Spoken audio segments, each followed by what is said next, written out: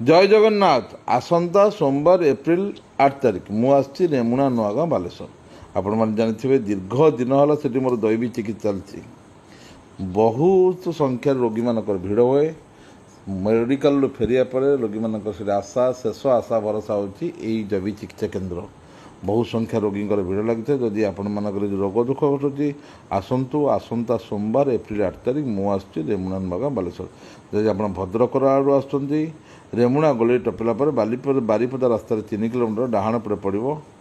देखिए रास्ता कड़े केतोड़े मंदिर अच्छी। जब आप बारीपदा आड़ू आसुँच बुढ़ा बड़ंग नदी टपिला बाँ पटे देखिए केतोड़े मंदिर अच्छी। से मंदिर पाक आसतु।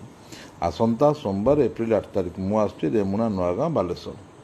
आसतु दैवी चिकित्सार केते उपकारिता निज अनुभव करूँ, निज आखिरे देखूँ। जदि आप रोग दुख कष्ट अच्छे दयाकोरी आसतु। यही भिडियोटी बारंबार शेयर करूँ।